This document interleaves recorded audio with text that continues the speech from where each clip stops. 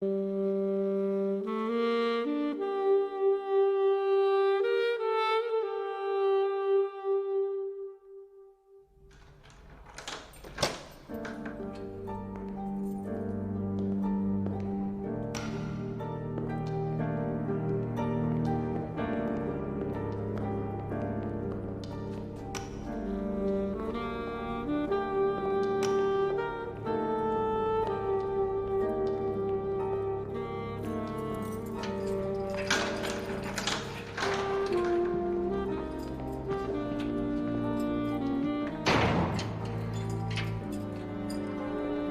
man may labor and toil to attain a certain kind of leisure in retirement, and then find that after all, he yearns for the old busy days and the old occupations he had thought himself so glad to leave.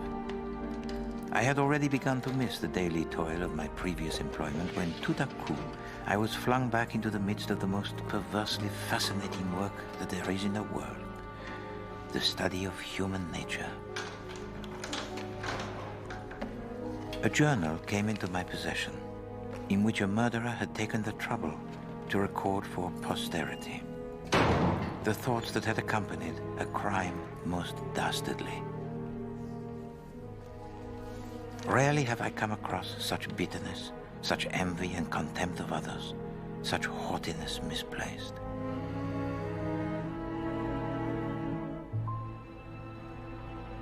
Our village, King's Abbot, is, I imagine, very much like any other English village. A chilly, medieval church stands at the top of a single street of stone-built cottages. At the bottom of the street, a bridge crosses a stream where the snotty-nosed offspring of the poor perfect the most advanced skill they will ever possess. Although to the casual observer, King's Abbot is a friendly place, everything is not as it seems. Just scratch the surface, and you will find more jealousies and rivalries than ancient Rome. Sorry to trouble you, Doctor. Parker. I'm calling next door. Mr. Poirot's taken him to the factory. There's no... My little book is about the murder of Roger Ackroyd, the events leading up to it, the subsequent numbskull investigation, and the final revelation, to you alone, dear reader, of the guilty party.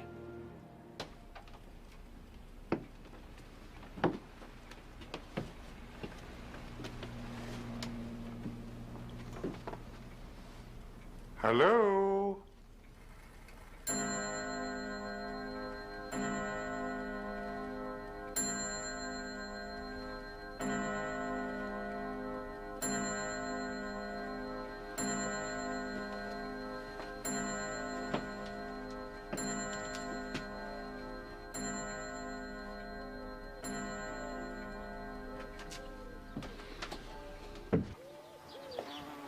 Now I give up on you. You shall torment me no longer. I will kill you!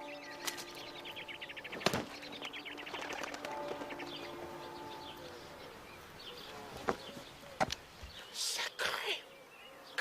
My dear doctor, I beg of you 1,000 pardons. But these vegetable marrows, they have driven me to the edges of barbarity. Please to forgive me. I am ashamed I prostrate myself. What's the trouble, Poirot? Oh, you know, Doctor, it is my desire to grow a vegetable marrow of the proportions gigantesque. And you have seen how I nurse her. Each day I give to her water. Each day I weed around her with my very best tweezers.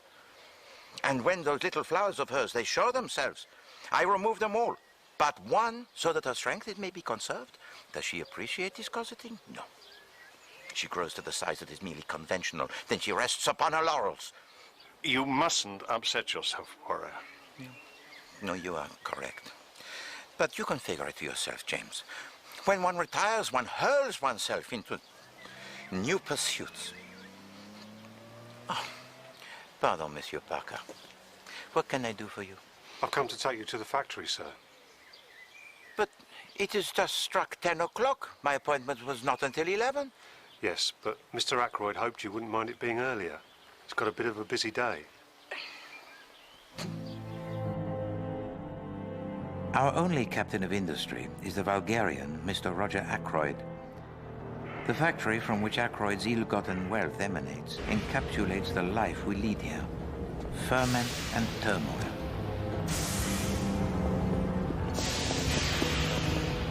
You got a penny, Poirot? Wait. Thank you. Show Monsieur Poirot what your ass can do, Ted.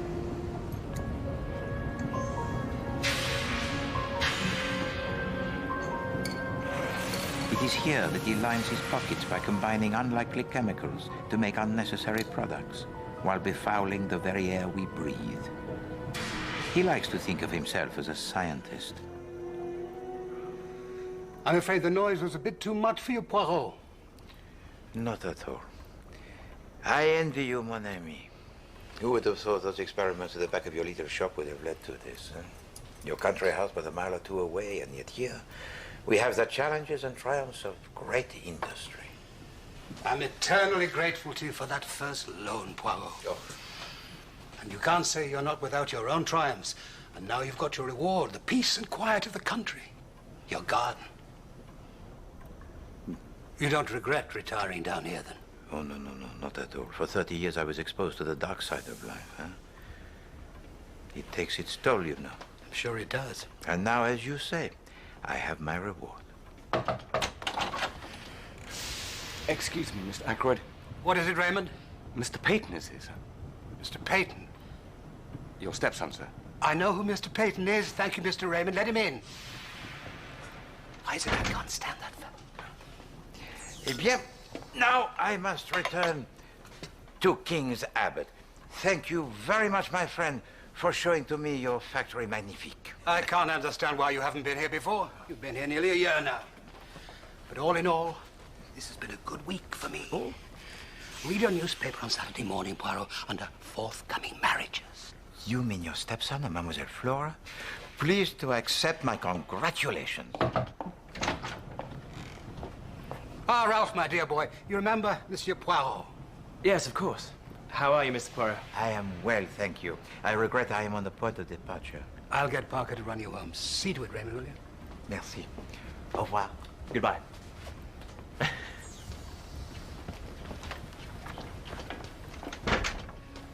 What are you doing here? With his ill-gotten gains, Ackroyd has built himself a truly ostentatious house, spending a fortune on architects and surveyors' fees, no doubt.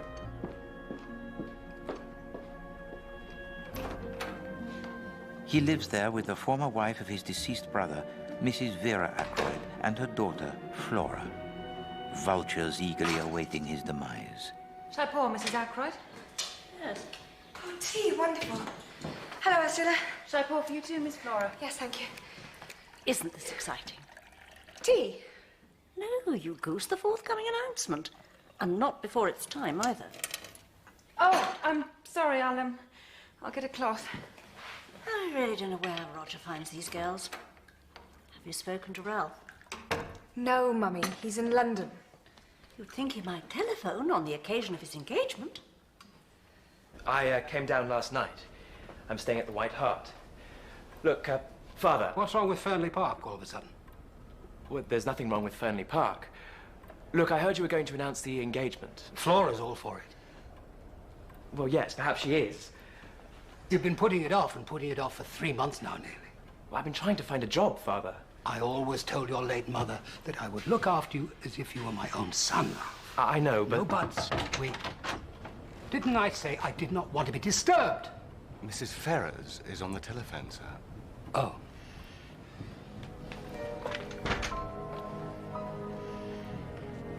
Hello? Roger. It's Dottie.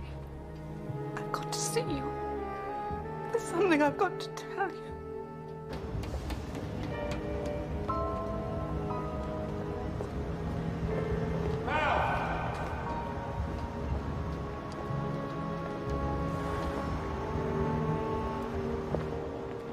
I'll try to come round late this afternoon. All right, I'll definitely come round late this afternoon. I'll be there.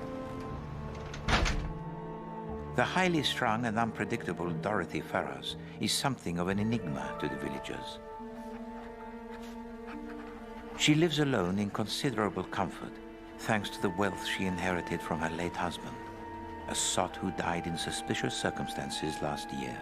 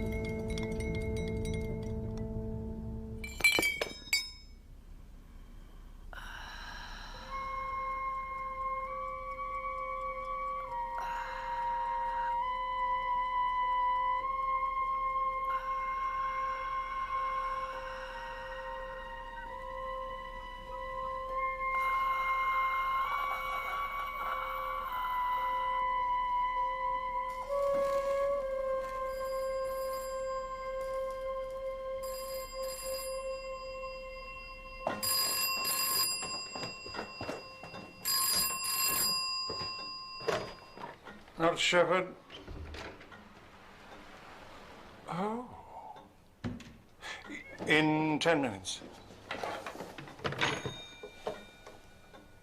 Who was that?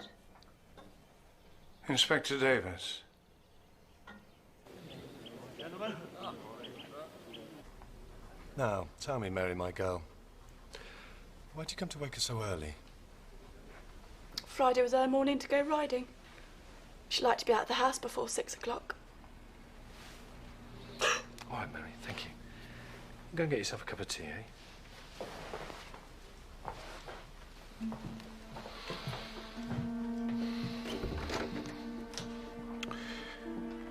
Vernal. You think it's suicide? Ask me after the inquest. It's almost 2 years since her husband died, isn't it? Almost exactly. Did you find a note? Not yet.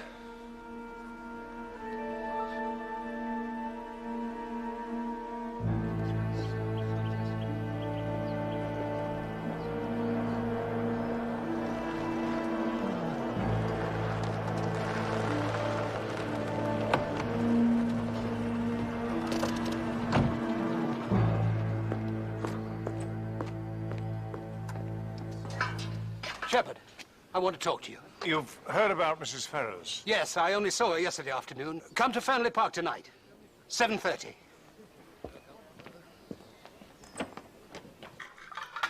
I've been thinking about Dottie Ferrers. No. She must have taken the Veronal on purpose. Remorse. Remorse? You never would listen to me last year when I told you how she'd poisoned that awful husband of hers. This proves it.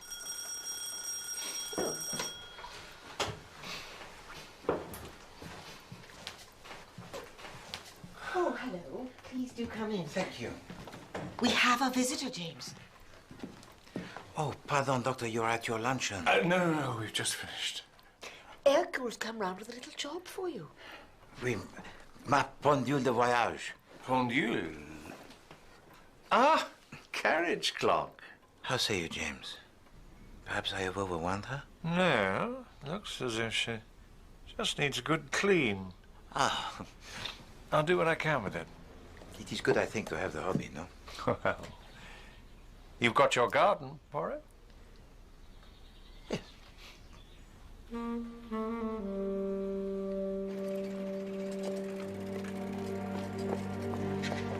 Morning. Just a little more time. You've got to be patient. Oh, for heaven's sake. My dear girl, it's quite on the cards the old fellow will cut me off with a shilling. Of course he won't. He's been pretty fed up with me the last few years. A little more would do it. And we need the dips. I'll be a very rich man when the old fellow pops off, so we don't want him to go altering his will. Then why are you staying here, not at Fernley Park? Look, leave this to me. Don't worry. Why? It's all very well for you. You'll feel more comfortable in a day or two, I'm sure. Thank you, Doctor. James, Oh, I am sorry. Goodbye.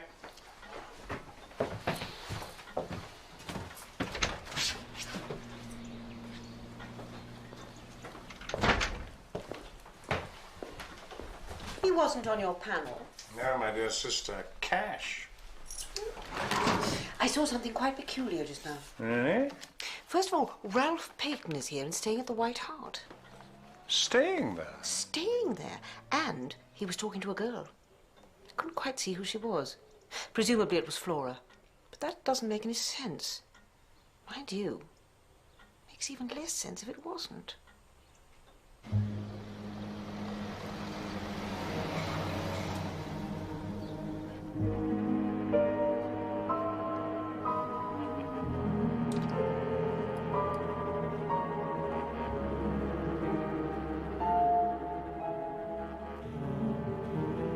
There is evil in this village, Poirot.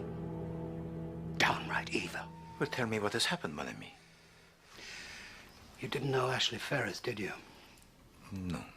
No, I believe that he had died before I arrived here. Yes, I thought so. After he died, there were all sorts of rumors flying about. Well, this sometimes happens in a small town. Anyway, the coroner said gastritis. exacerbated by acute alcoholism, then peritonitis, and that was that. Until yesterday. Yesterday I found out he was poisoned. Poison? Look, I might as well tell you this, Poirot. I've been, well, in love with Dorothy Ferris for years. She telephoned me yesterday, very upset, wanted to see me. She broke down completely. She told me everything. Her hatred of that brute of a husband, her growing feelings for me, and the dreadful means she'd taken to poison.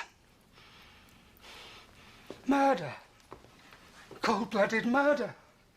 I see. The terrible thing is she must have seen the shock in my face. I mean, I couldn't disguise it. I drove her to suicide. But it was reported that her death was accidental. You must not blame yourself, mon ami. I know, but she also told me something else. It seemed that there was one person who'd known about the murder all along and who was blackmailing her for huge sums. And do you know who was this person? She wouldn't tell me his name. As a matter of fact, she didn't even say it was a man, but, well, they're not going to get away with it. But you intend to hunt down this blackmailer? If only Dottie had left a note, she might have given a name. Roger, you must be careful. Thank you, Ursula. Ah, Shepard. Good evening. Good evening. Evening, Poirot. Good evening, James. I'll just see Monsieur Poirot out. Go on into the sitting room, will you? Thank you. Thank you, Monsieur Parker. Ah, Hello, Dr. Shepard. I didn't know you were coming this evening. You know, you've got to congratulate me. indeed. Look, I'm going to marry Ralph. I know you'll both be very happy, Flora. Oh, we've been engaged for 3 months now, but it's going to be announced officially tomorrow.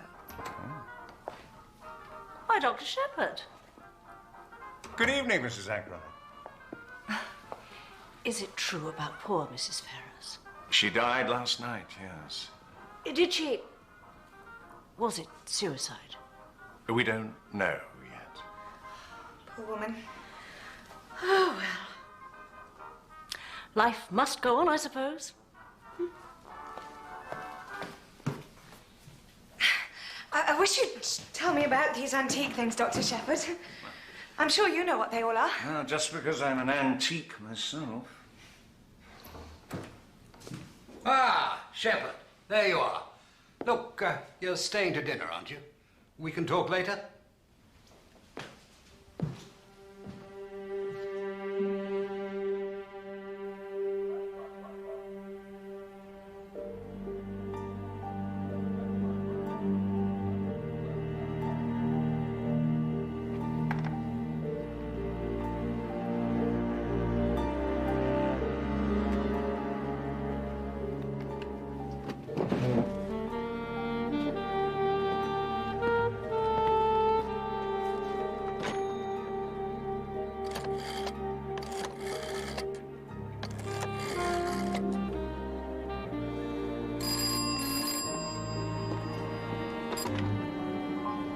Fernley Park? Is Monsieur Roger Ackroyd available? No, he's at dinner at the moment, Mr. Poirot. At dinner? Yes. Could I leave a message for him to call me back? I'm at my cottage. I'll ask him to call you. Monsieur Parker, will you be sure to give him the message now? Certainly, sir.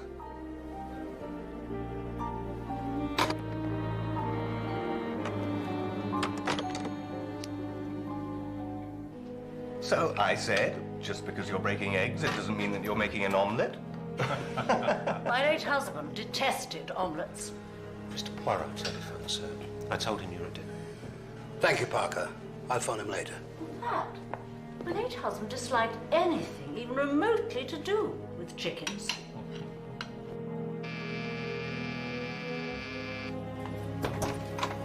Last post. Feels like it too. Thanks, Barney.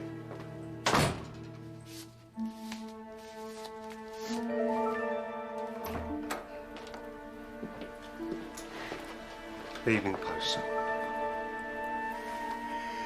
Put the other letters on the table, Parker, thank you. Yes, sir.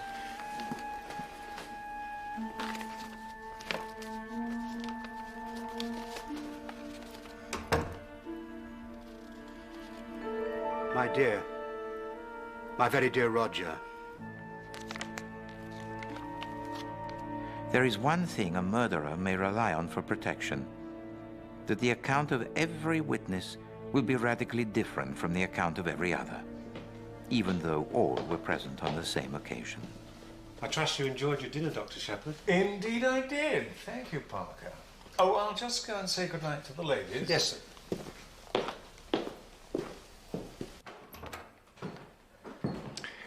Good night, ladies. Oh, do you have to go, Doctor? Unfortunately, I do. Good night. And once again, congratulations, Flora. Oh, thank you, Dr. Shepherd. Good night.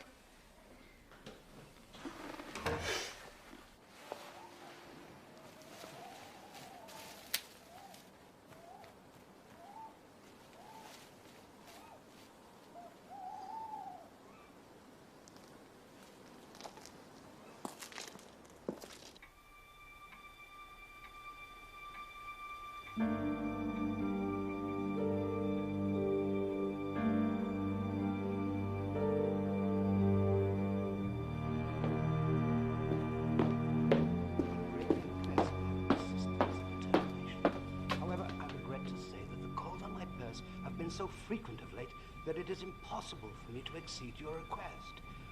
As you'll appreciate, I get many such requests, and unfortunately...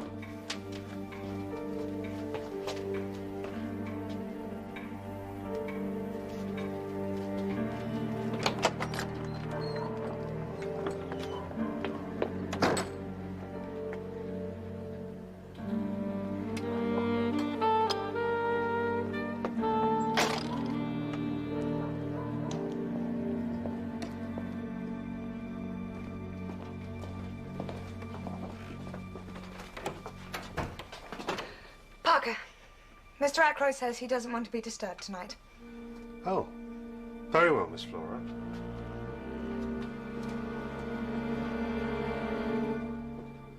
Well, it didn't sound like a very interesting evening, I must say. Didn't you hear anything about Ralph, even? Well, yes. I heard he got officially engaged to Flora at last. Then what was that I heard him saying to her this afternoon at the White Hart? Who can say, my dear? Oh, no. Why do people always choose bedtime to get ill? Not Shepherd. What? What? Yeah, I'll come at once. What is it?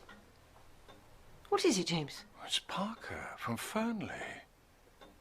They've just found Roger Ackroyd murdered.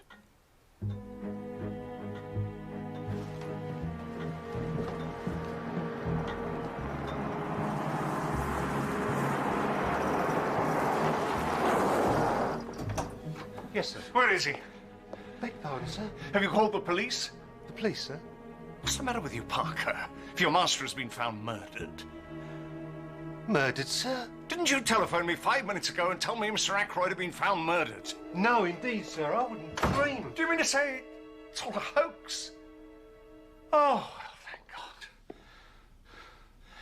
Though I should like to strangle whoever the Joker is. I can just check if you like, sir, see if everything's all right. No, there's no point in that. Let me just go and see, sir. Where's everybody else? The ladies have gone to bed, sir. I believe Mr. Raymond is still up. Seems to be locked. Perhaps he's gone up to bed.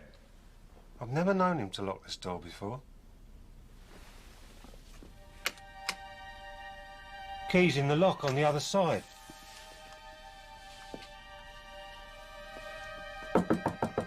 Ackroyd! Ackroyd! He may have fallen asleep.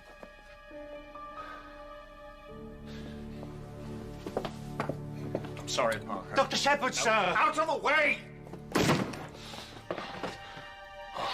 No, the fewer people disturb this room, the better.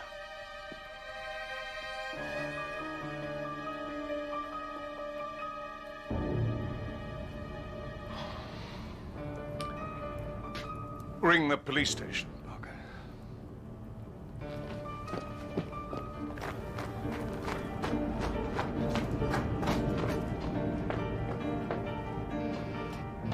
Yes, right away. Mr. Ackroyd's been murdered. What did you say? It's Mr. Ackroyd, sir. He's dead. In the study. God.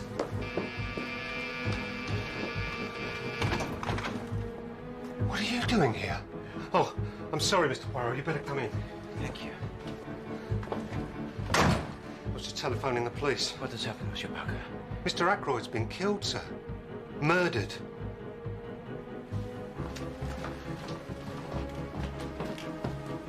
Who would do such a terrible thing? Oh, Poirot, thank God. Nobody's been in here.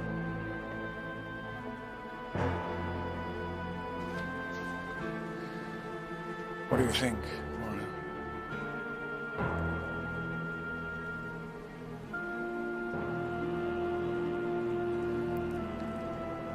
I have failed, my friend.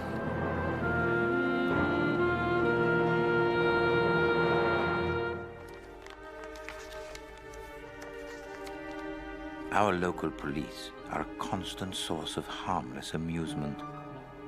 A year ago, they could not even see that the death of Ashley Ferrars was murder. This time, they will probably claim that Ackroyd committed suicide. Ackroyd was in such a strange mood all day. Mrs. Ferrars dying hit him badly. Good evening, gentlemen.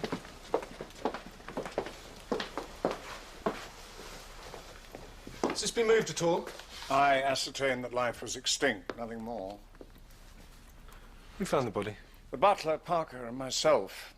I'd been here to dinner, but I was back at home when I got a telephone call from Parker telling me Mr. Ackroyd had been murdered. So Parker had already found the body? No, sir. I didn't make any phone call, sir. Wait a minute. Dr. Shepherd says... I didn't phone, sir. I swear I didn't. Did it sound like Parker's voice on the telephone? I can't say I noticed. I took it for granted, you see. How odd. Anyway, you came in here. Broke the door down. It was locked from the inside. Has anyone checked the window?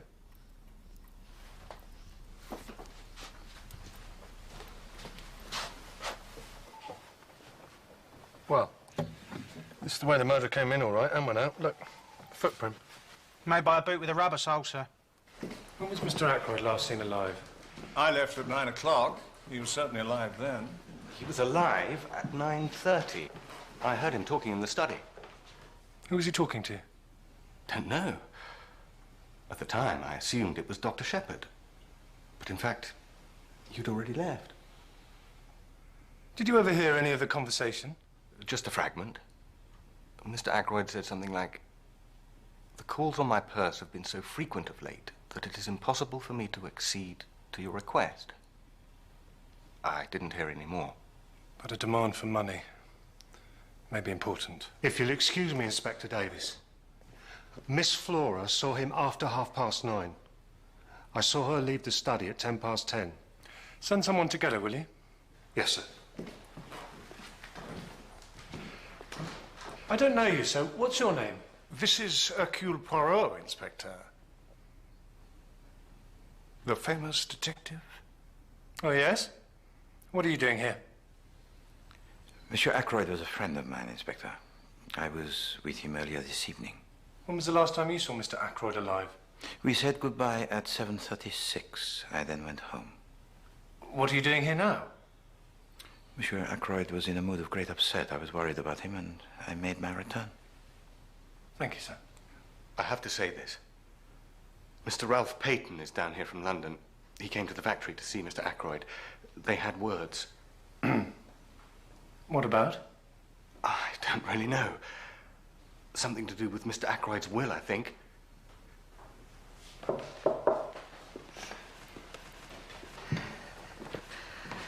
this is awful. It can't be true. Miss Ackroyd, I'm afraid I'm going to have to ask a few questions. Parker says he saw you coming out of your uncle's study at 10:10. Is that right?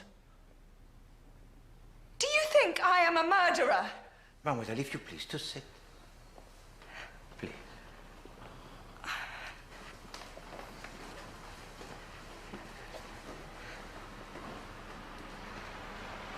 We're just trying to place everyone in the house. Find out what they've seen or heard. All right. Yes, I do go in to say goodnight to Uncle Roger. At 10:10. I don't know. Yes, about then. Was he alone? Yes. Did you notice if the window was open or shut? I don't know. I didn't look.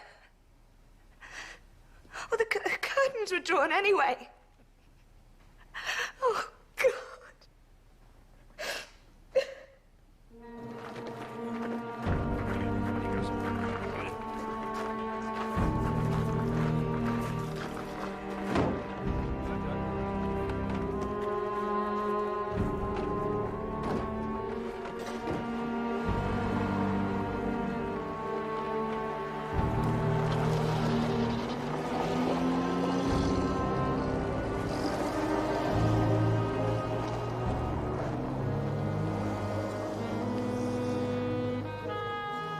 Can I drive you home, Poirot?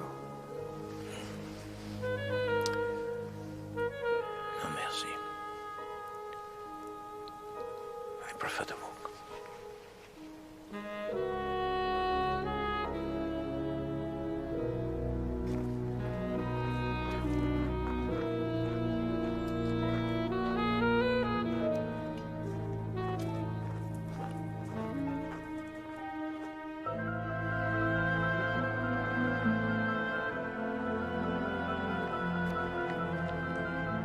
From now on, the deception began in earnest.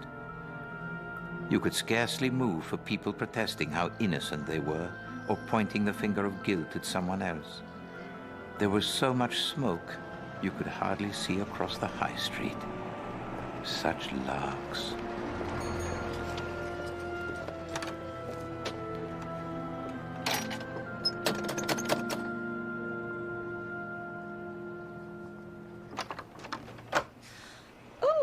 Hello, Flora. I came to see Mr. Poirot. Is he in?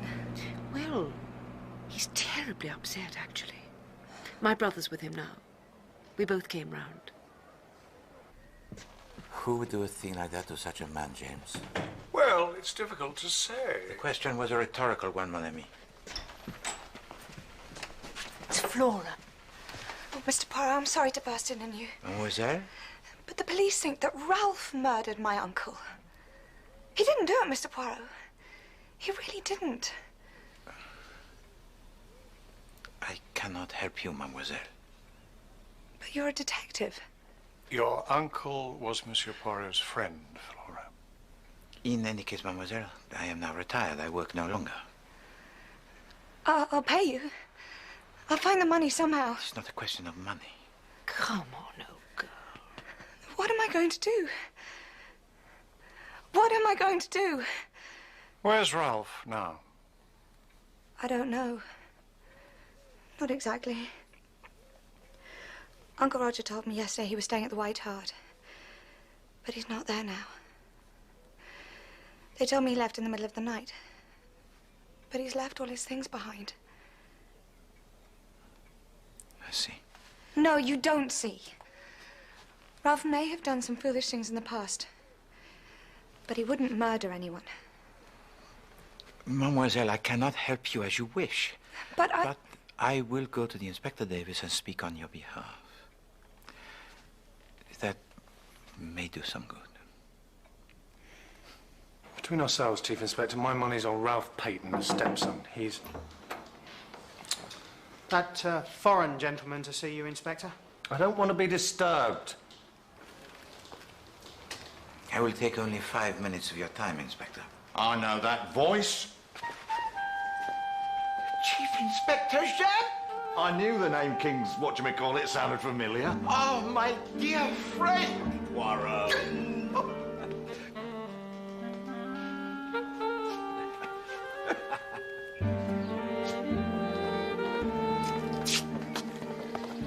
There was I thinking you'd retired, and I come down here and find you mixed up in murders and all sorts. No, Chief Inspector. I am not, as you say, all mixed up. No, Monsieur Roger Ackroyd was my very old friend, and that is all. Yeah, well, you're going to help us out, though, aren't you? Help me talk to all these cabbage bashers. No. No. Chief Inspector, I have been idle for too long. Now, come on, Poirot. Be like old times.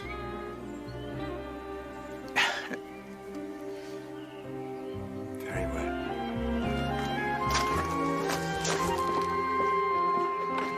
But only on the outskirts.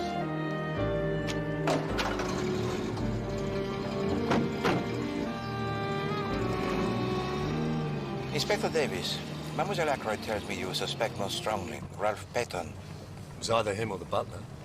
What have we got against Peyton?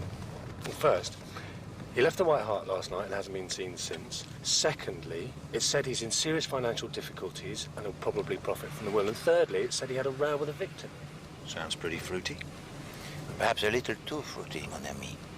We'll see about that. Got here a pair of shoes which we got from the White Hart. I'm going to compare them to the footmarks on the windowsill. Has anyone seen any suspicious strangers hanging around it? Any strangers calling on Mr. Ackroyd at all over the last week or so? Yes, there was. That young man called himself a salesman on Wednesday. He was in with Mr. Ackroyd a good hour. No. That was a perfectly innocent salesman. He came to the factory trying to sell dictaphones, and Mr. Ackroyd had him come here to demonstrate. Mr. Tufnell, his name was. Yes, all right. Now, let's get back to the events of last night.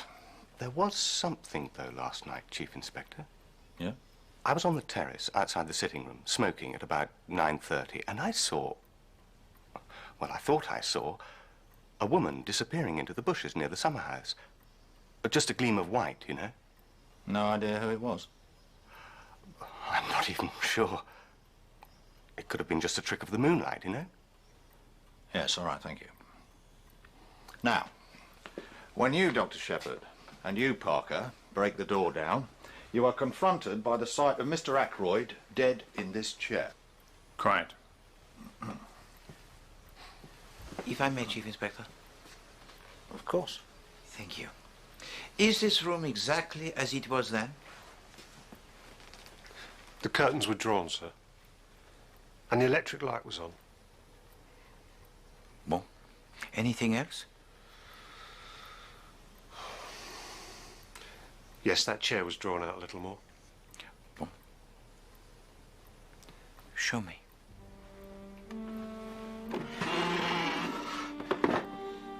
Voilà ce qui est curieux.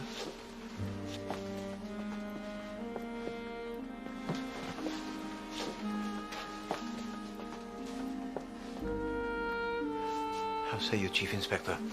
No one would sit in a chair in such a position, I fancy? Well, it's an odd place for it to be, all right, but I can't see that it's very important. No, it is completely unimportant. That is why it is so interesting. These shoes match the marks on the windowsill precisely. Of course they do, Inspector. Of course they do. For the moment, Ralph Peyton is the chief suspect.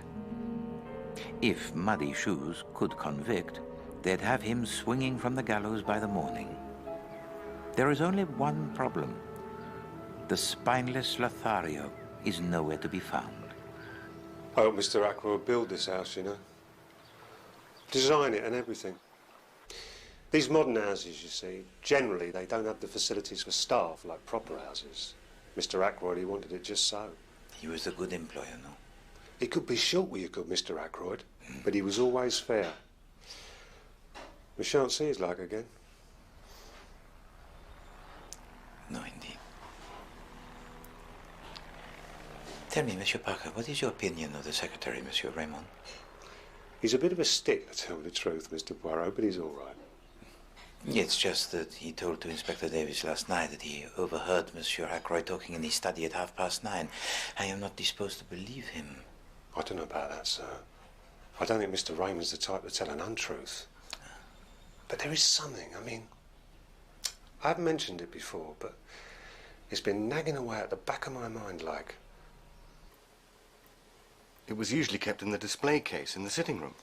I'm sure it was in there just before dinner last night. Excuse me, Chief Inspector. Monsieur Parker would like to show to us something. Monsieur Parker? It's these. They came in the Evening Post last night. So what? Well, there were 5 when I brought them in.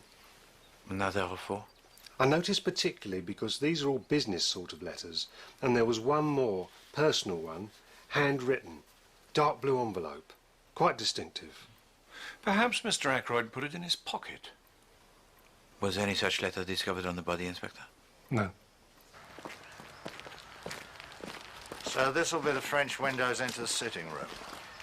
Yes, Chief Inspector, inside of which was the case that contained the murderous weapon conveniently within reach.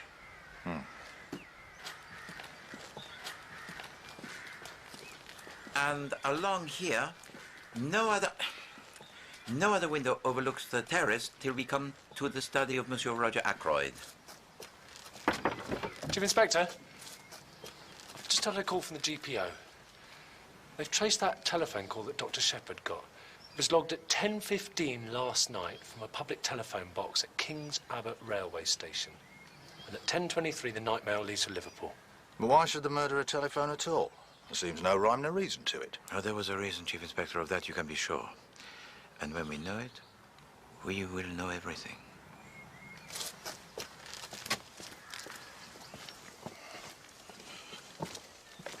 Everyone tells me it's been fine and dry here for a fortnight. So how did those muddy footprints get on the windowsill? Oh, that is easy, Chief Inspector.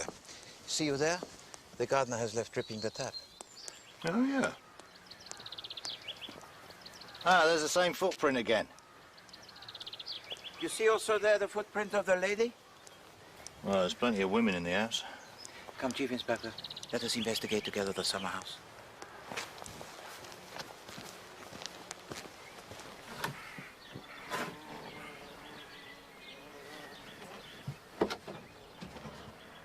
My Emily wanted one of these, but it didn't seem quite right in Isleworth.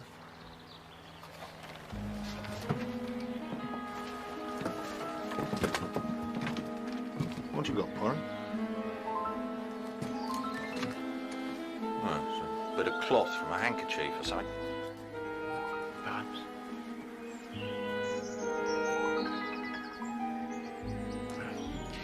Remember this, Chief Inspector.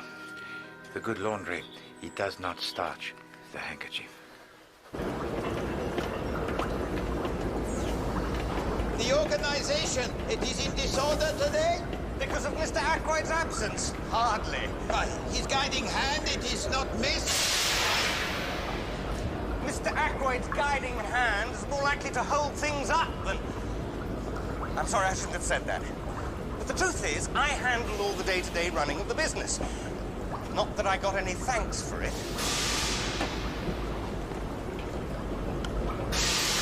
Sundry creditors, £403, 7 shillings and 4 pence.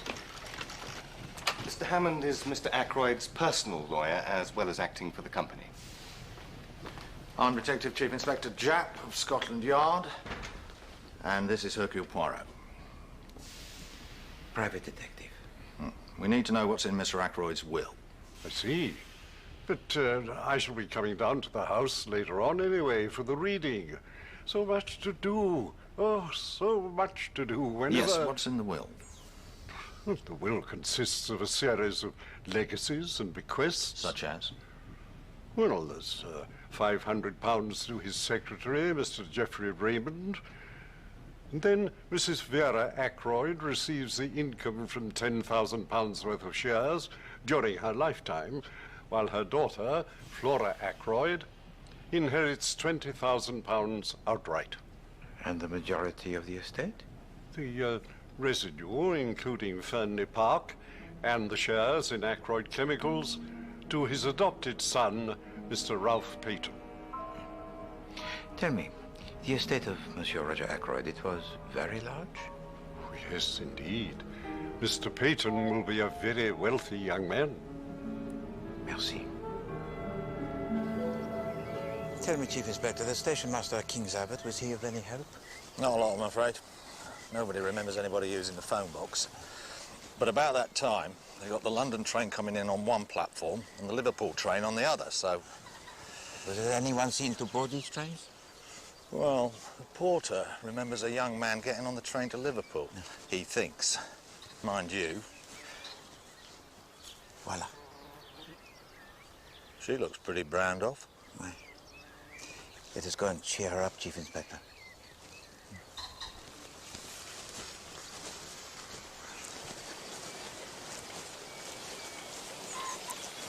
Bonjour, Mademoiselle Ackroyd. Oh, you startled me. There's something I've been meaning to ask you, Miss Ackroyd. Did you go anywhere near the summer house on the night of the murder? Summer house? No. Only someone, a lady, was seen in its vicinity. Well, it wasn't me. This would have been about 9:30. Thank you, Mademoiselle. You have been most helpful. I've got to get back to the house anyway. I was just getting started with her. Very likely. Is she out of sight, Chief Inspector? Yeah. What are you doing, Poirot? Poirot? Always, one must keep the eyes on the alert, mon ami.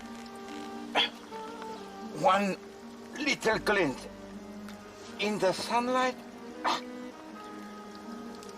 Voila. There's a wedding ring. Yes, indeed. Woman's probably, by the size of it. Very likely. Do you think this will stain? Funny place to find a wedding ring. Oh, hang on. There's an inscription. From R. March the 13th. Do we know who R might be? No.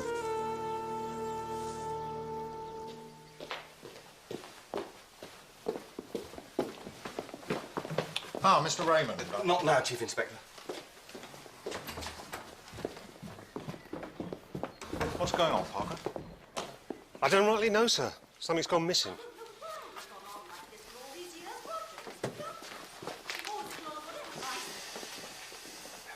I have never thought the staff at Fernley Park were quite trustworthy. What happens, madame? Some money is missing. Stolen? We don't know that. £40, Monsieur Poirot, from poor Roger's bedroom. Mr. Hammond is down from London to read the will. He asked Raymond if there was cash in the house. It has to be included in the estate, of course. When Raymond went to get it from Mr. Ackroyd's bedroom, it was gone. I have never thought the staff here were trustworthy. Come, Mrs. Ackroyd. Right, who's the current suspect? The parlour maid, Ursula. She was given her notice yesterday. Doubtless she thought she'd leave with a little unearned bonus. You are Ursula Bourne? Yes, sir. I understand you're leaving. Yes. Why is that? I disarranged some papers on Mr. Ackroyd's desk. He was very angry about it and said I had better leave. Let me tell you, my girl, a considerable amount of money, £40, is missing from this drawer. Well, if you think I took it and that is why Mr. Ackroyd dismissed me, well, then you're wrong. Well, it seems... If you please, Inspector. Mademoiselle Ursula, it was yesterday afternoon that Monsieur Roger Ackroyd dismissed you, was it not? How long did it last, this interview? The interview? The interview between you and Monsieur Ackroyd in the study. 10 minutes, 20 minutes, half an hour? Something like that. Half an hour? Well, not longer, certainly. Merci, mademoiselle. Not one flipping penny. 6 years I worked for that bastard. Not one flipping penny. Well, that's what they're like, isn't it? Well, who do you think's got the last laugh? Who knows all the little family secrets, eh?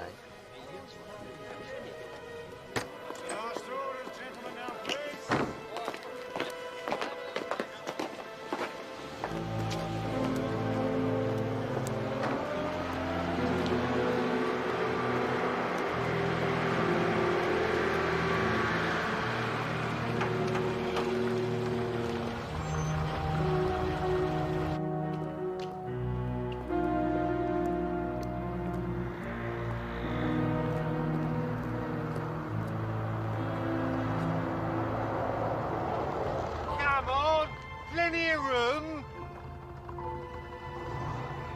Come on. Come on, you bastard. Plenty of room.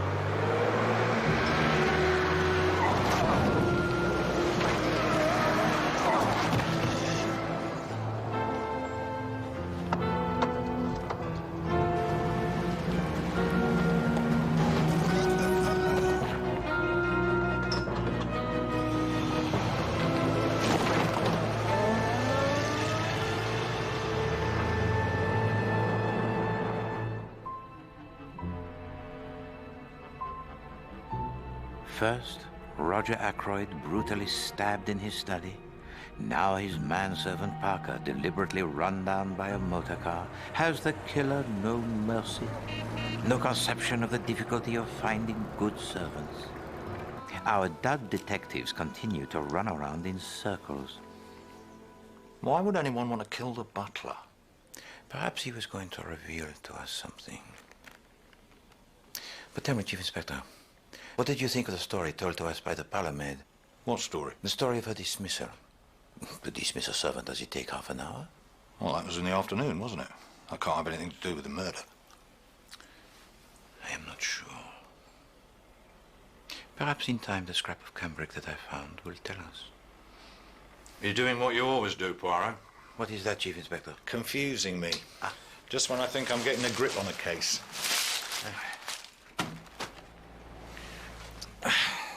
Tell to me, Chief Inspector, what is your grip? Well, you've got to be logical, you see, Poirot. Oui, bien sûr. All right. Now, what have we got? The last person to see Roger Ackroyd alive was Dr. Shepherd, who left him at 9 o'clock. No, you forget Mademoiselle Flora Ackroyd, who went in to say goodnight to him at 10 minutes after 10. Oh. Do not disquiet yourself, Chief Inspector. I do not believe her. Please, do continue. Oh, but why would she? Anyway, then Raymond heard Ackroyd talking to somebody at 9:30. Ralph Payton disappeared from his lodgings on the night of the murder, and nobody's seen him since. The person Ackroyd was talking to was asking for money. Ralph Payton was always in financial trouble, and he's the chief beneficiary of the victim's will. Ralph Payton had a row with the victim. Ralph Payton's footprints are all over the windowsill. So who is the murderer, do you think, Chief Inspector? Very amusing, Poirot. Look, if Payton were innocent, he'd come forward, wouldn't he? Mais oui, that is a theory, that. Certainly, you have the little gressels of a kind. But it leaves unaccounted a great deal. What, for instance? The chair that was moved. Oh, not the chair again. No, it was pulled out, it was pushed back. Perhaps the murderer was afraid that one day Monsieur Parker would realize of its significance. I'm trying to deal in facts here, Poirot. But the chair is a fact, mon ami.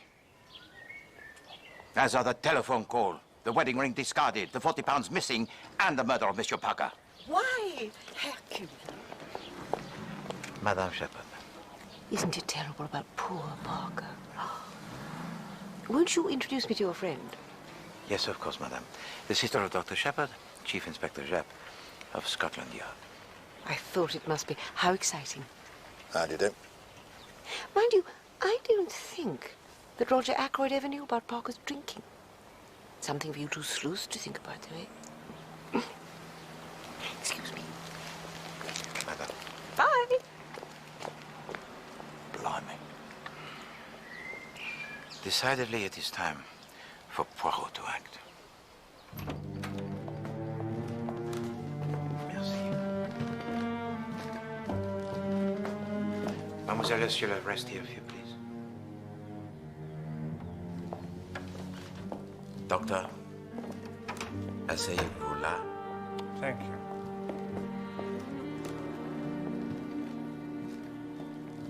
To begin with, I make a special plea to you, mademoiselle. To me? Oui. If you know the whereabouts of Monsieur Ralph Payton, I beg of you most earnestly to persuade him to come forward. Monsieur Poirot, I swear solemnly to you, I have no idea where Ralph is.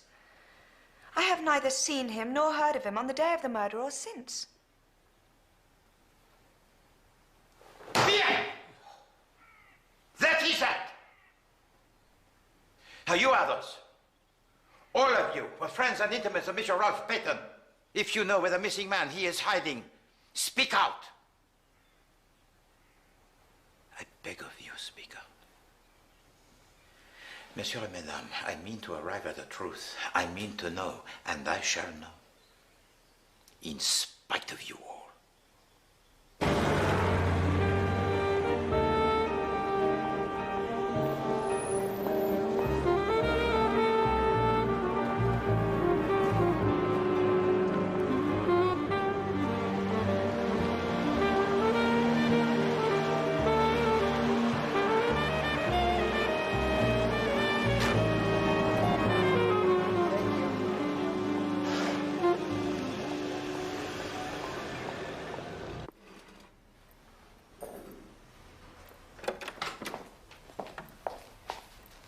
Mr. Poirot, Madame Folliot, Hercule Poirot. Ah. 1,000 apologies, Madame, for calling on you like this. Not at all. I have seen the references that you were good enough to provide for a former parlourmaid of yours, a Mademoiselle Ursula Bond. Yes. And it was just over a year ago since she left you, I understand. Yes. Yes, it was. That's quite right.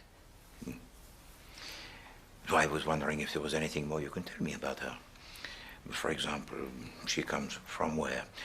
Her family? I don't know at all. I see. Then who was her employer before she came to you? I really don't remember. Is it necessary to ask all these questions? Oh, no. No, not at all, Madame. Pardon. I did not think you would object to answering. Taxi! The News Chronicle in Fleet Street, s'il vous plaît.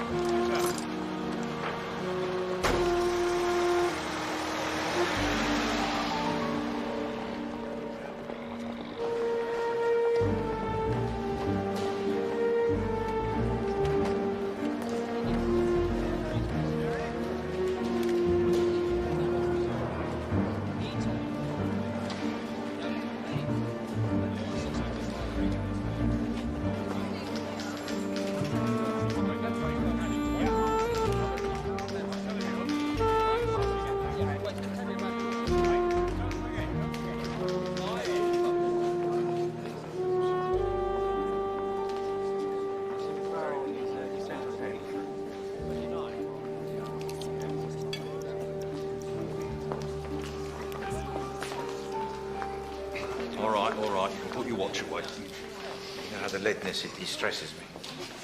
Mr. Hammond? Good day to you, Chief Inspector. This is indeed a treat. So much choice, I'm staggered. What did you discover at the apartment was your pattern? Absolutely nothing. A bed, a table, a chair. Nobody's been there for a week. Did you get for me the list of nursing homes?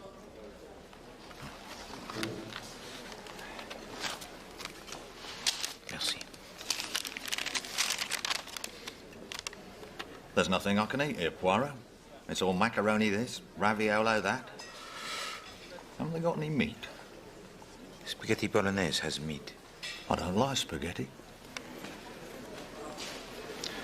Now then, Mr. Hammond, we're going to need your help. As well as acting for Mr. Roger Ackroyd, you were also Mrs. Dorothy Ferrar's solicitor, we understand? That is correct. All her affairs pass through our hands. You see, Monsieur Hammond, Monsieur Ackroyd believed that Madame Ferrars, she was being blackmailed.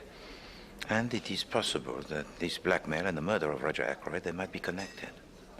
Blackmail, eh? You are surprised? No, it explains a great many things. During the past year, Mrs. Ferrars sold certain securities, but the money was paid into her account and not reinvested. I've always imagined that the money was being paid to some woman who had a claim on the late Mr. Ferrars. And what was the amount of this selling? In all, I should say the sums involved totaled at least £20,000. £20,000? I could retire tomorrow and go and live in the south of France. No. You would not approve of the food, Chief Inspector. Well, none of our merry band of suspects shows any sign of having come into that kind of money. Ah, look, Poirot, there's your old flat. Who lives there now? No person. It is still mine. No. Oui. I didn't know that. Well, let's go and have a look round. No. In any case, I do not have my keys. Yes, you do. I wondered why you wanted to walk this way. Come on.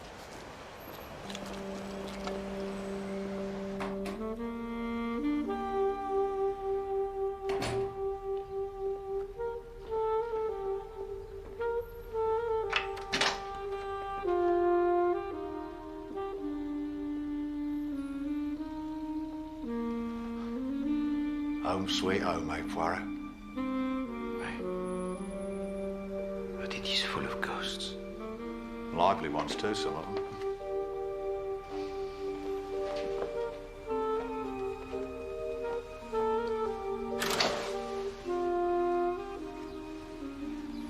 You know, Chief Inspector, this visit to London, it disturbs me.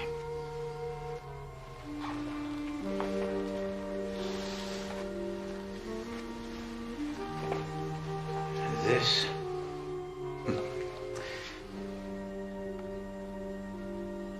even worse. You were never meant to be a country bumpkin, Poirot. No, Chief Inspector, you must not say such things. The life in the country, it is good for me. I have the fresh air, I have my garden. The quiet. You should never have retired. I said so at the time, if you remember. One cannot postpone the inevitable forever, Chief Inspector. In this case, it is full of postponements. Is it? Oh, oui, bien sûr. Monsieur Roger Ackroyd and Madame Ferrars, they postponed the announcement of their betrothal. Monsieur Ralph Peyton and Mademoiselle Flora, the same. Well, I don't see where that gets us. We'll see. But one must permit oneself to muse.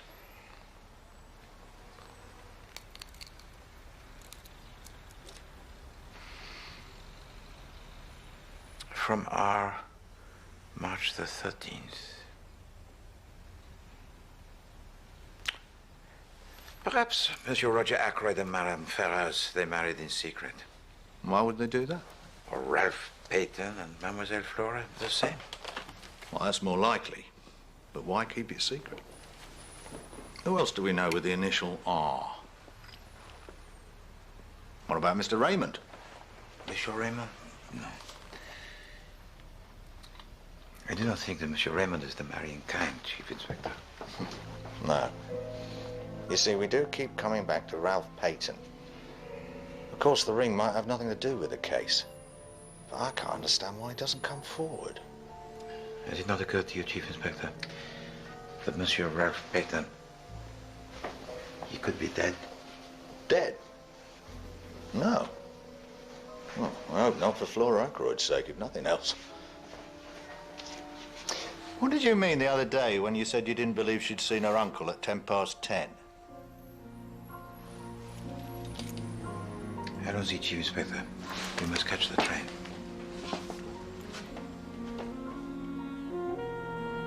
I have also the need to escape from these ghosts.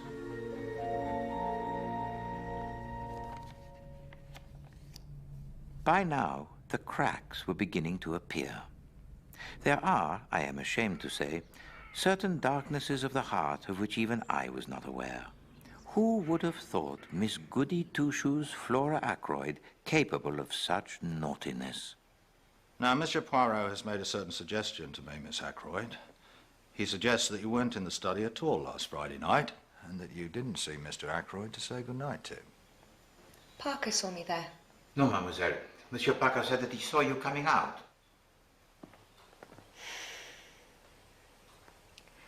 You have no idea what my life has been like since we came here. Wanting things, scheming for them, lying and cheating. Running up bills and promising to pay. I hate myself when I think of it all. That's what brought us together, Ralph and I. I understood him because I'm the same underneath. We're not strong enough to stand alone, either of us. All right. I wasn't coming out of the study. I was in my uncle's room. I knew he always kept some cash in that drawer.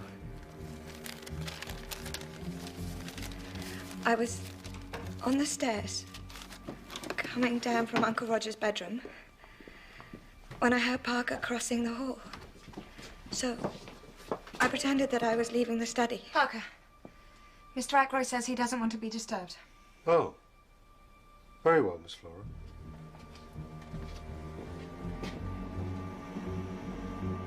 Mademoiselle. I took it all right! £40! I'm a common, vulgar little thief! Now you know!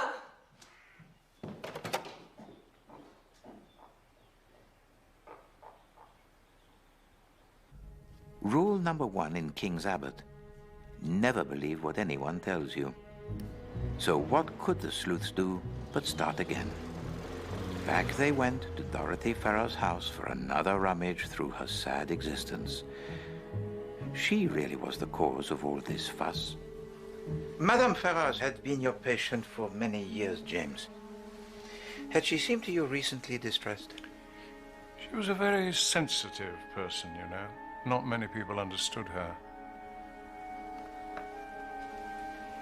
But you did. She confided in me to a limited extent. Excuse me.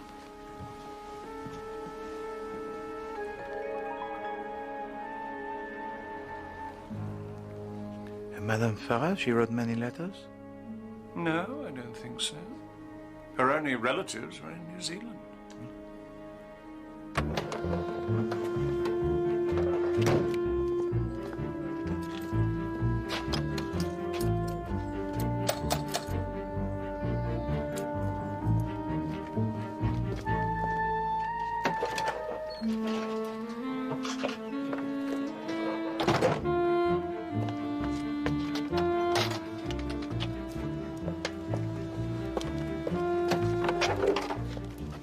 Bonjour, madame. Have you seen this? Good morning, Chief Inspector. What? Oh, good morning. Listen, the police have for some days been anxious to interview Mr. Ralph Peyton, the adopted son of Mr. Roger Ackroyd, whose death occurred in suspicious circumstances last Friday. Mr. Peyton has now been arrested in Liverpool, where he was on the point of embarking for America. Bon. Bon? What do you mean, bon? It's all rubbish. I've been on to Liverpool. They don't know anything about it. Oh, they would not, mon ami. It was me who persuaded the editor of that estimable newspaper to insert the item.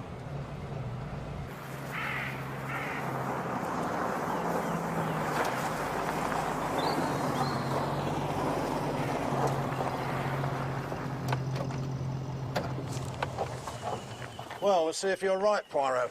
See if your newspaper article has flushed anybody out of the woodwork. Can woodwork be flushed, Chief Inspector? You know what I mean. Well, if they can be flushed, then this will have flushed them.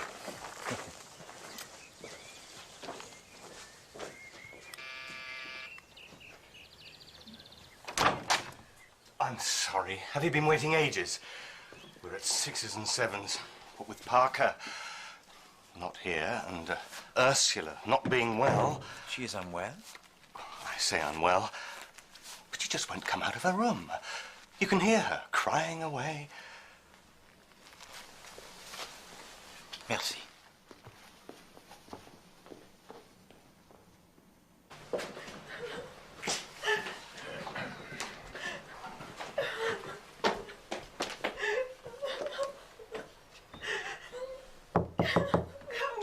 Can we have a word, Miss Bourne? Go away, I don't want to see you. Mrs. Peyton? It is me, Hercule Poirot.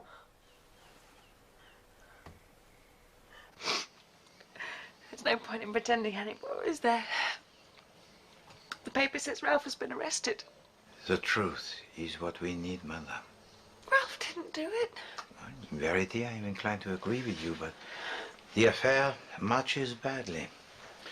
Only the truth can save Monsieur Peyton now. So first, tell to us why you make this masquerade as the parlour maid. For a living. My father died 2 years ago, leaving nothing but debts. Debts and 5 daughters. My eldest sister was already married to a Captain Folliot. Well, I met your sister yesterday. There wasn't going to be a lady parlour maid. It was the real thing or nothing. And my sister would give me a reference. So you got a job here? Yes.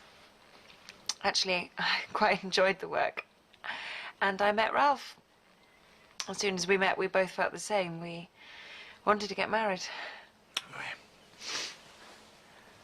On the 13th of March. My ring. I thought I'd lost it forever. Where Please did you... continue, madame. Oh.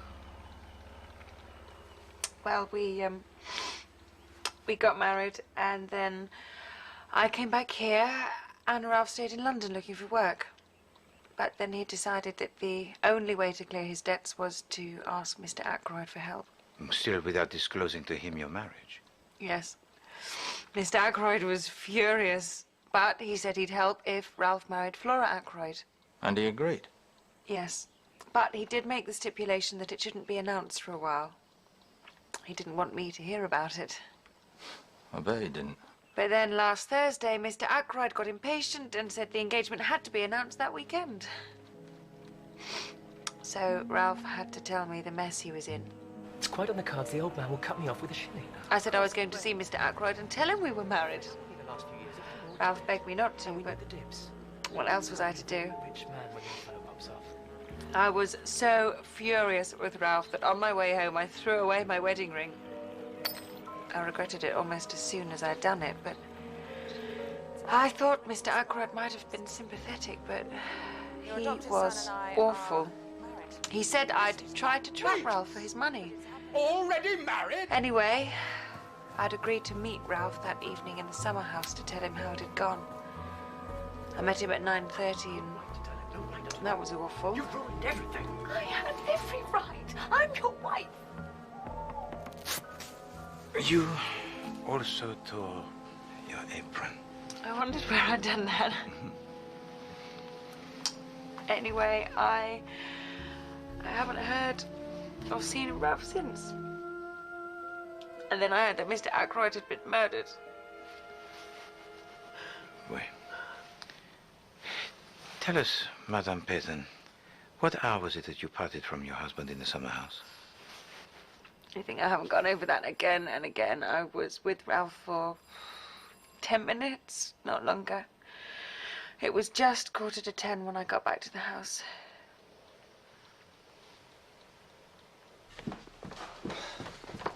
Ah, there you are, Monsieur Poirot. I was just trying to find you. There's a phone call for you. For me? Yeah.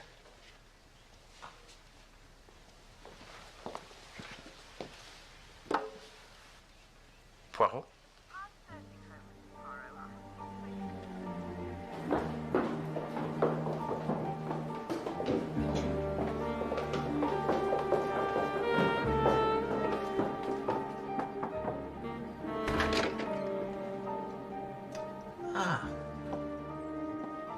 Mr. Smith.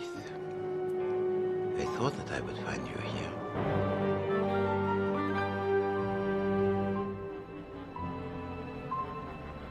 So now will come the biggest test. We have all been summoned to a powwow, but I'm sure the police are still in the dark. If we all hold our nerve, they won't get any more secrets out of us. But there is always a weak link, isn't there? No, Caroline. I'm not going to pander to your mere inquisitiveness. Oh, come on, James. Don't be a meanie. No, Caroline. Poirot said just those people he named. Well, I'll just drive you up there then, that's all. Heck, you won't mind. I don't have to come in.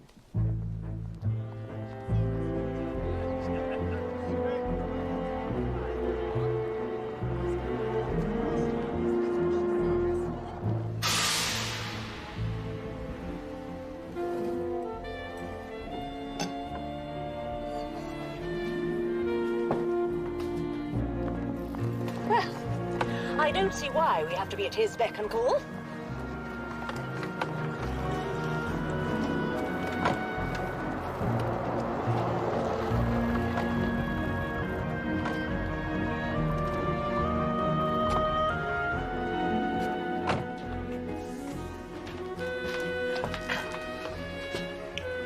Ah, Chief Inspector, you are so kind, please, to place it here. No. Voila. Observe. Ah, come in, please, all of you. It is so good of you to come. Please, entrez. Make yourselves comfortable. Monsieur Raymond, if you please, to remain. Me too. Oui. What's the great idea? Some scientific machine? Do we have electrodes on our knees to register guilty knocking? No, Monsieur Raymond. I am old-fashioned. I work only with my little gray cells. Please to sit. Sorry. Ah, my dear good Dr. James, welcome to you. Please to sit.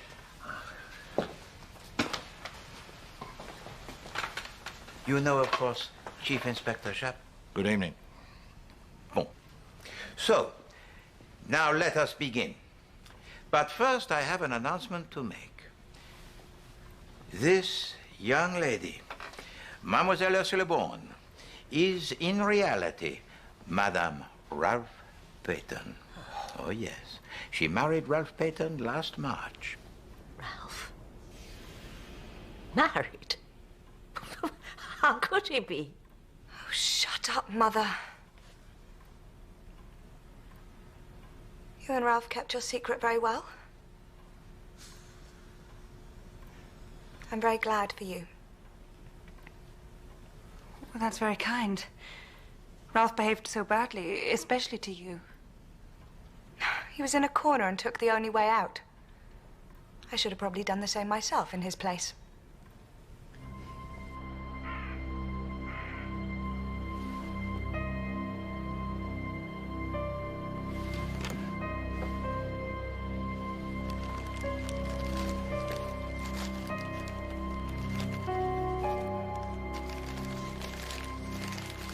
Each person here had both the motive and the opportunity to kill Monsieur Roger Ackroyd, and because he knew too much, Monsieur Parker. Madame Ralph Peyton might well have hoped to clarify her own situation if the uncle of Mademoiselle Flora did not exert pressure on her to marry Ralph Peyton.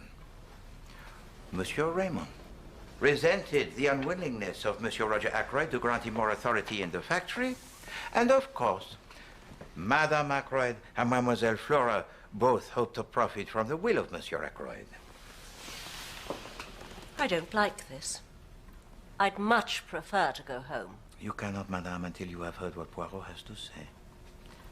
Please to sit. Merci, Madame.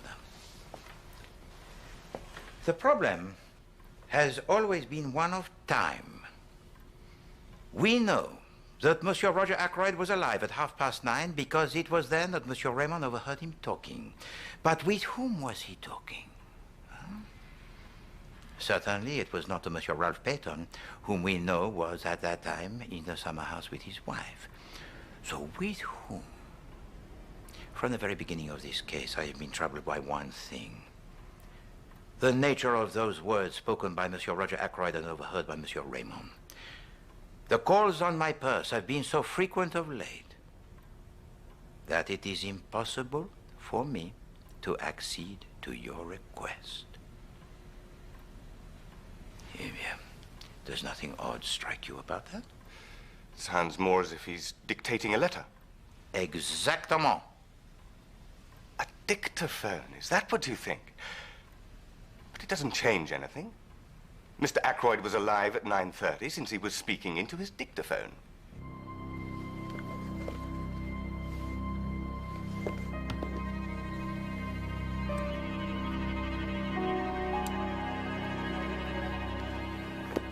But always we come back to Monsieur Ralph Peyton.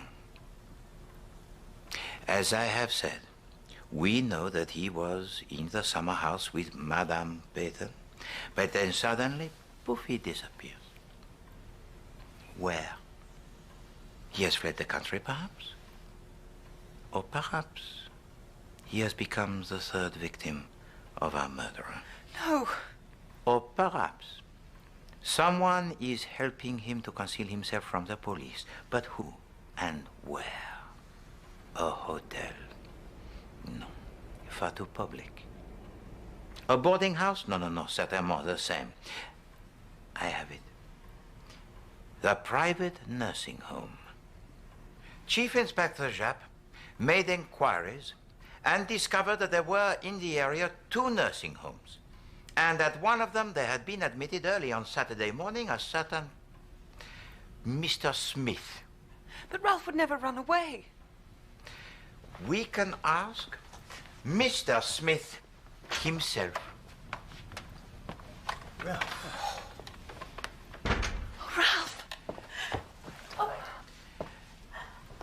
But I ask myself, I wonder who it is who gave authority to the nursing home for the admission of Monsieur Ralph Peyton. All right, Poirot. Mea culpa. As soon as I heard that Ralph was back in King's Abbot and staying at the White Hart, I knew something must be wrong. I went to see him that afternoon. Eventually, he told me about his marriage and the hole he was in. There didn't seem to be anything I could do to help at the time, but that night, when the murder was discovered, I knew that suspicion would fall on him, or if not on him, on the girl he loved. And the thought of his possibly having to give evidence that might incriminate his wife. My dear James, have I not told to you 36 times? It is impossible to conceal anything from Hercule Poirot.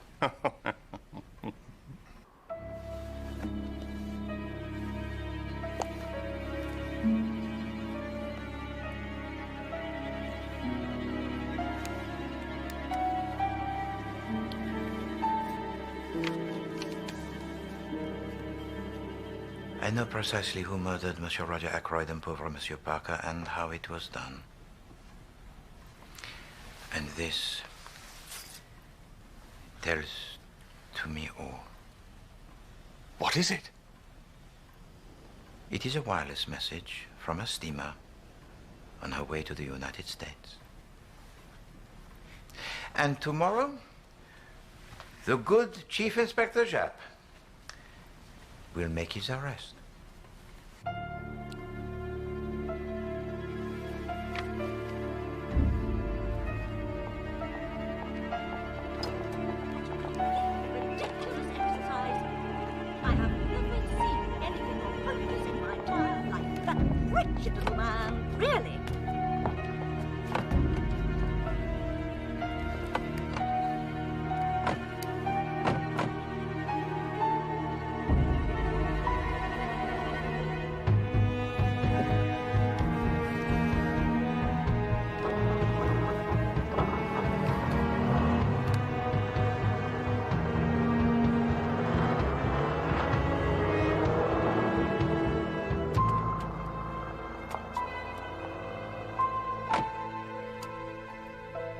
Now look here, Poirot.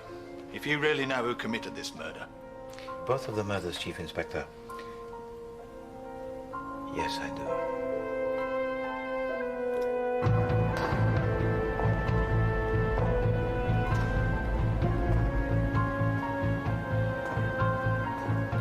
Well, who is it? Can you tell us? Poirot shall not make things easy for you.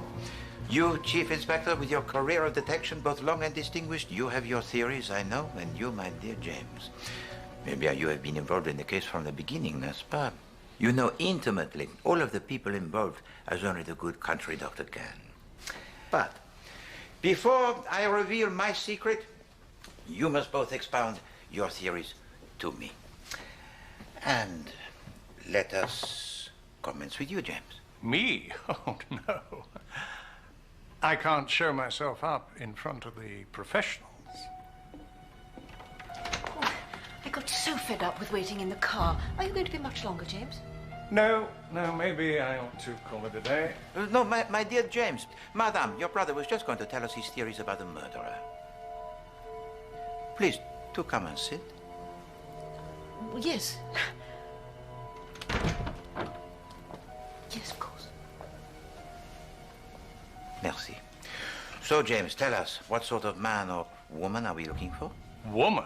Well, I hardly think it could be a woman. And this man, was he also, do you think, the blackmailer? Oh, I think he probably had some sort of financial arrangement with Mrs. Ferrers, yes. Somehow, certainly, he became aware of the true cause of Ashley Ferrers' death. He could even be a detective.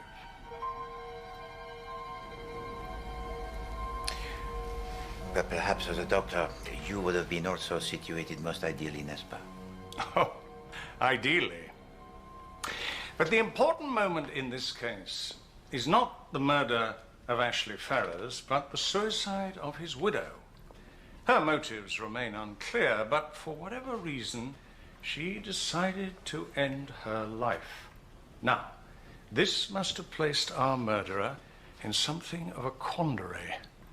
He knew about her rather distasteful affair with Roger Ackroyd. His difficulty was in knowing whether, before she died, she had confided in him the identity of the man with whom she had the financial arrangement. You mean the blackmailer? This was hardly some common blackmailer, Chief Inspector.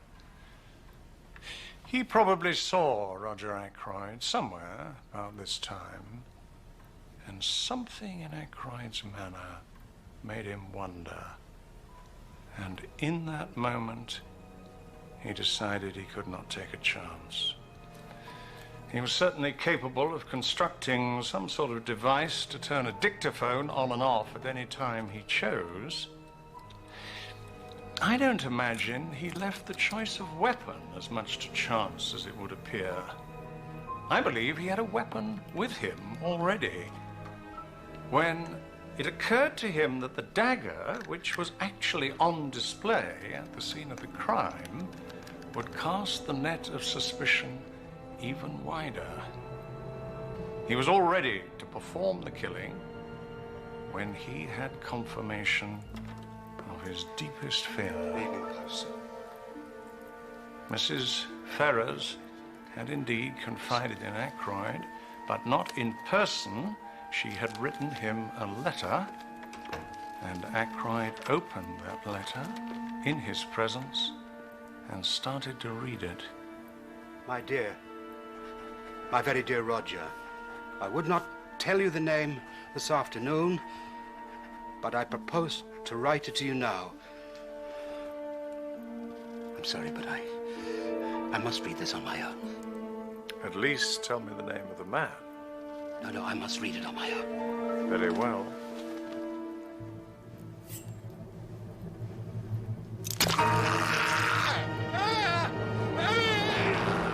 And in that letter, Madame Ferrers had named the blackmailer, had she not? I've been reading this book I found in the car, James. It wasn't blackmail. Don't say any more, James. Oh, come now, James. The man had bled Madame Ferrers white. Dorothy Ferrers was an adulterous, murdering bitch. She lorded it over us. All the money she had, she never worked for it, nor did her drunk of a husband before her. They were idle, useless parasites. Stop it, James. No! They didn't know what it was like scrimping and saving year after year, never able to afford a holiday. On call day and night to every idiot with a bilious attack for miles around. You've no right to stand in judgment on me. Blackmail, you call it blackmail? The law wouldn't punish her, would they? So I did.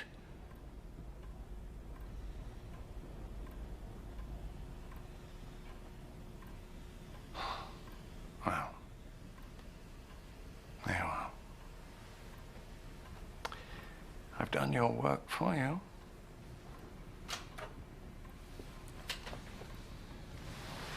Sorry, Caro. Killing Ackroyd was easy. The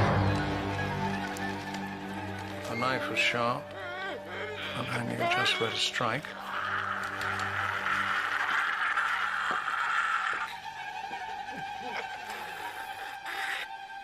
And for the rest, I simply had to follow my plan. First thing to do was make sure everyone remembered me leaving the house. Oh, I'll just go and say goodbye to the ladies. Yes. I drove away, but parked the car a little way down the drive. Then I had to make it look as if Ralph Peyton had entered through the window. He was a pathetic, profligate fellow. I knew Ackroyd had bought a dictaphone and had been using it. Now I was going to use it to arrange for Ackroyd to speak from the grave. And then the business of the chair, which so intrigued you all.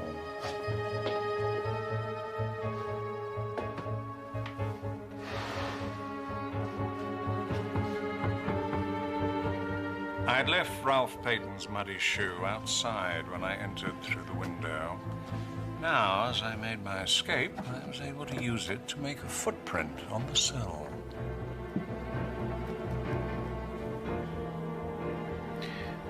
And then, of course, the dictaphone did its work. I'm greatly impressed by your persistence and determination. However, I regret to say that the calls on my purse have been so frequent of late that... Which convinces us that Monsieur Roger Ackroyd was alive at 9:30, by which time you were safely back at home, awaiting the telephone call from the patient whom you had persuaded to take part in what you had told him was a practical joke. Yes, you did well there, Poirot. I was quite surprised when you showed us your telegram from the ocean liner. Well done. Thank you. I needed the excuse of his phone call, you see, to ensure that I was first on the scene when the murder was discovered. Please, sir. What's the matter with you, Parker? If your master has been murdered? Murdered, sir? No, the fewer people disturb this room, the better. I'd carefully calculated the position of the chair so that the dictaphone would be hidden from anyone standing in the doorway. Ring the police station, Parker.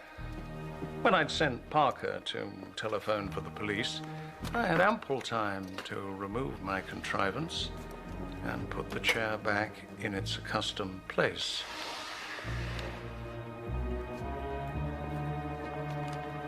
Finally, I had to tell Ralph Peyton of his uncle's murder, persuade him that he was in danger, and get him to accompany me to the nursing home.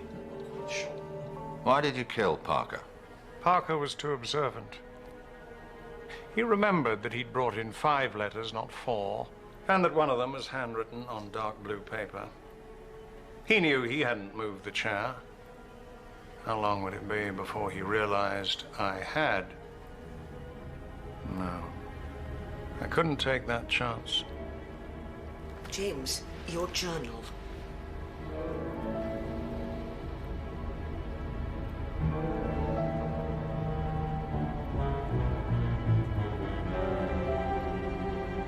James Shepherd, I'm arresting you for the murder of Roger Ackroyd.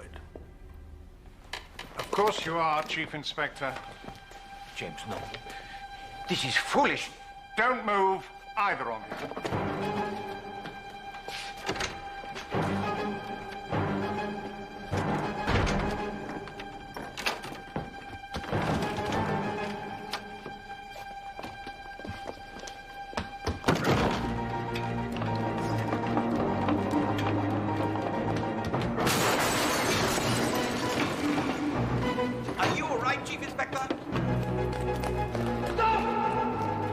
Come on, Poirot.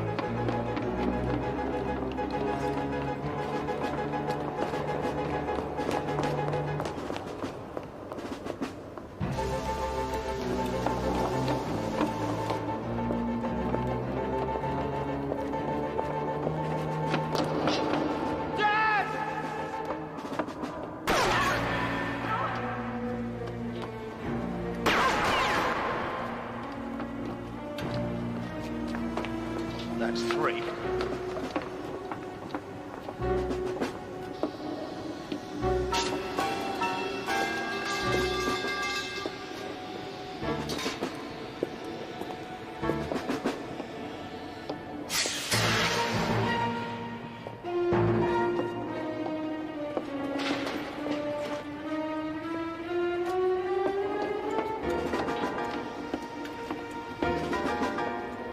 Get back, Poirot!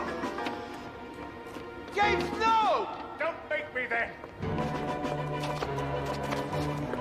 Plenty of time for heroics when he runs out of ammo. That's 5. 1 more to go.